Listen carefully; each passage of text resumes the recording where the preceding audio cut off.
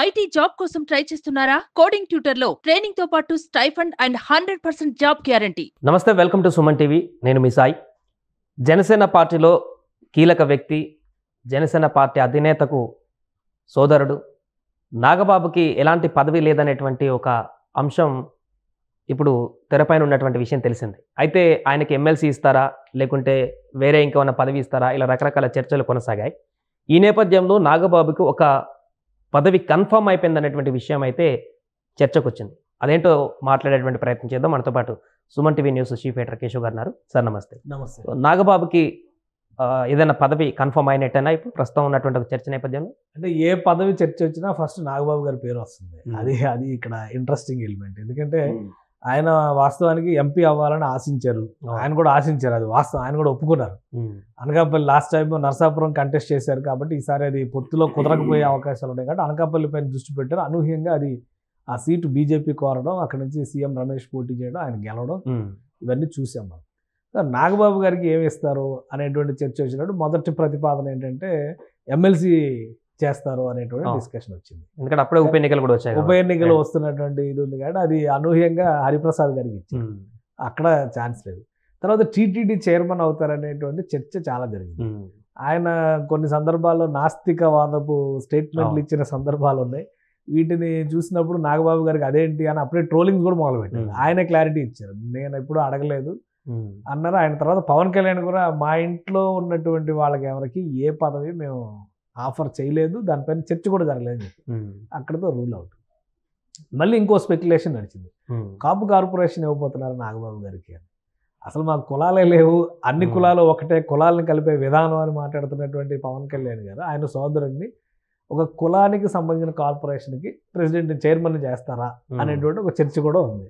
అది కూడా పక్కన పెట్టేసి ఇప్పుడు తాజాగా నాగబాబు గారికి ఇస్తున్న పోస్ట్ ఏంటంటే ఫిల్మ్ డెవలప్మెంట్ కార్పొరేషన్ చైర్మన్గా ఆయన అపాయింట్ చేస్తారు అనేటువంటి చర్చ నడుస్తుంది. అయితే ఇందులో కొన్ని పాసిబిలిటీస్ పరంగా చూస్తే, ఎందుకంటే ఇప్పుడు సినిమాటోగ్రఫీ మినిస్ట్రీ జనసేన చేతుల్లోనే ఉంది. కందుల దుర్గేష్ గారు దానికి మంత్రిగా ఉన్నారు. టూరిజం కార్పొరేషన్ కూడా ఉంది, దానికి కూడా చైర్మన్ పదవి ఉంది. కానీ అది ఇంకా తెలియదు అనుకుంటా ఎవరికి కూడా. బట్ ఇప్పుడైతే వైరల్ అవుతుంది, నాగబాబు గారికి ఫిల్మ్ డెవలప్మెంట్ కార్పొరేషన్ ఇస్తారు అనేటువంటి. ఫిల్మ్ డెవలప్మెంట్ కార్పొరేషన్ ఖచ్చితంగా ఇంపార్టెంట్ నామినేటెడ్ పోస్టులో ఇంపార్టెంట్ శాఖ, ఇంపార్టెంట్ విభాగం.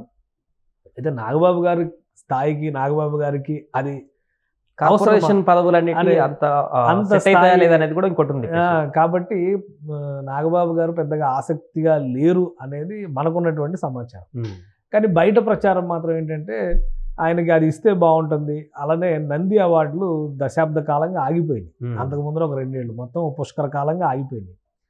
గతంలో 2019 ఎన్నికల ముందర అప్పటి ప్రభుత్వం ఒక ప్రకటన చేసింది, నంది అవార్డులు మేము క్లియర్ చేస్తాం, ఎందుకంటే తెలంగాణ ప్రభుత్వం ఇవ్వడం లేదు, ఆంధ్రప్రదేశ్ ప్రభుత్వం దాని బాధ్యత తీసుకుంటుంది అనేటువంటి మాట చెప్పారు. కొన్ని అనౌన్స్మెంట్స్ కూడా జరిగినాయి, కానీ అవార్డులు ఇవ్వడం అనేది జరగలేదు, ఆగిపోయింది.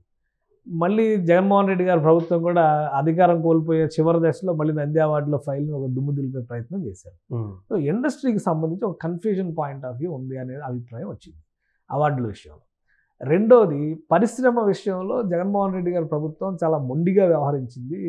60% మార్కెట్ ఇక్కడ ఉంటే కనీసం 10% కూడా ఇక్కడ ఖర్చు పెడుతున్న పరిస్థితి లేదు అనేటువంటి మాట వీళ్ళు చెప్పారు. ఇండస్ట్రీ ఏం చెప్పిందంటే కనీస సౌకర్యాలు కూడా ఇవ్వకుండా ఖర్చు పెట్టట్లేదంటే ఎలా కుదురుతుంది అనేటువంటి మాట చెప్పారు. కాబట్టి దానికి సమాధానం వాళ్ళు చెప్పలేదు, దీనికి సమాధానం వీళ్ళు చెప్పలేదు. ఇప్పుడు ఆంధ్రప్రదేశ్లో ఇండస్ట్రీ ఫ్రెండ్లీ గవర్నమెంట్ ఉంది అనేటువంటి అభిప్రాయం ఉంది. ఎందుకంటే పవన్ కళ్యాణ్ గారు ఉప ముఖ్యమంత్రి, ఇండస్ట్రీకి చెందినటువంటి పెద్ద నటుడు. ఆయనతో పాటు నడిచిన వాళ్ళు చాలామంది ఇండస్ట్రీలో కీలకమైనటువంటి వ్యక్తులు ఉన్నారు. చంద్రబాబు నాయుడు గారి కెరీర్ స్టార్ట్ అయిందే సినిమాటోగ్రఫీ మినిస్టర్గా. ఆయనకి ఇండస్ట్రీతో సత్సంబంధాలు ఉన్నాయి. గతంలో కూడా చాలామందిని ఎంకరేజ్ చేశారు. ఇండస్ట్రీలో ఉన్న చాలామంది చంద్రబాబు నాయుడు గారితో జర్నీ చేసినటువంటి సందర్భాలు ఉన్నాయి. వీటన్నింటిని దృష్టిలో పెట్టుకొని ఇండస్ట్రీలో ఉన్న పెద్దలు కూడా విడివిడిగా కలివిడిగా కూడా కలిశారు, వాళ్ళ అభిప్రాయాలు తెలియజేశారు. అలానే పవన్ కళ్యాణ్ గారిని, చంద్రబాబు నాయుడు గారిని సన్మానిస్తాం, ఒక అభినందన సభ పెడతామని కూడా రిక్వెస్ట్ చేశారు. ఇవన్నీ ప్రాసెస్లో ఉన్నాయి. సో ఈ క్రమంలో ఇప్పుడు ఇండస్ట్రీకి ప్లస్ గవర్నమెంట్కి మధ్య వారధిగా ఫిల్మ్ డెవలప్మెంట్ కార్పొరేషన్ కూడా చాలా కీ పొజిషన్ ఉంది. అందుకనే బహుశా నాగబాబు గారిని ఆ పోస్టుకి ప్రిఫర్ చేస్తున్నట్టు ఉన్నారు. దానిపైన చర్చలు అంతర్గతంగా జరుగుతున్నట్టుగా తెలుస్తున్నాయి. నాగబాబు గారు ఆసక్తిగా ఉంటే కనుక ఖచ్చితంగా ఇవ్వడానికి కూడా ఛాన్సెస్ ఉండొచ్చు. పెద్ద అబ్జెక్షన్స్ చంద్రబాబు నాయుడు గారికి కూడా ఉండకపోవచ్చు. దానికి సంబంధించి ఇవ్వాలంటే సీఎం గారు కూడా దాన్ని యాక్సెప్ట్ చేయొచ్చు.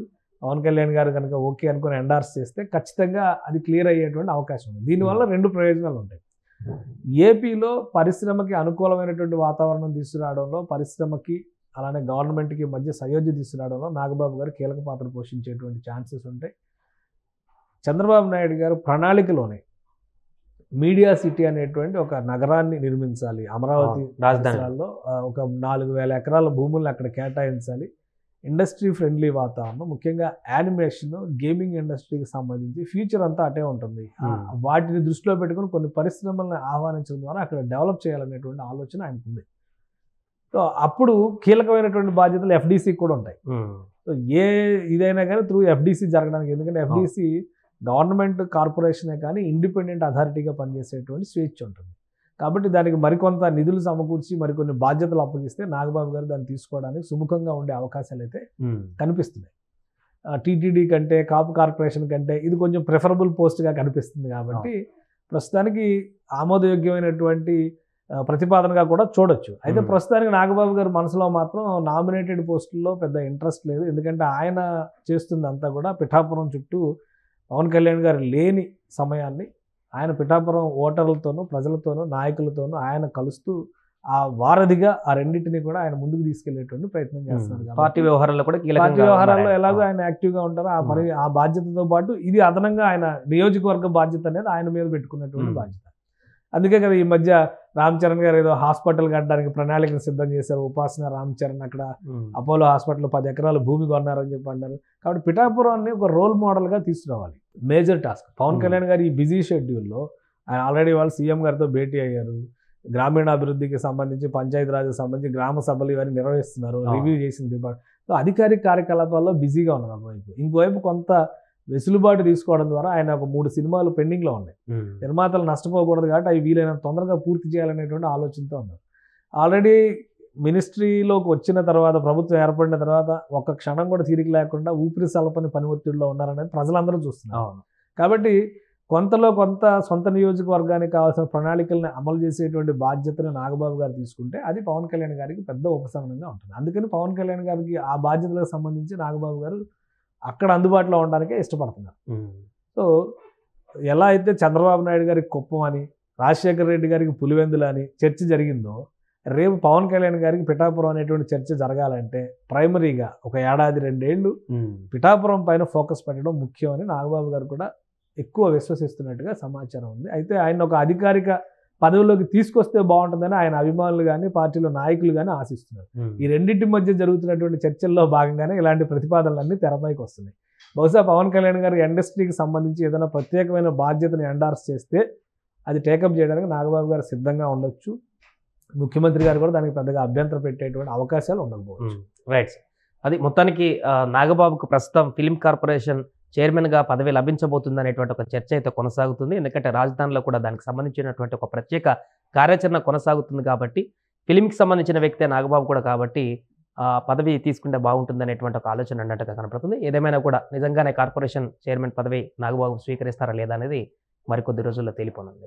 సుమన్ టీవీలో మీ పర్సనల్ అండ్ బిజినెస్ ప్రమోషన్స్ కోసం కింది నెంబర్కి కాంటాక్ట్ చేయండి.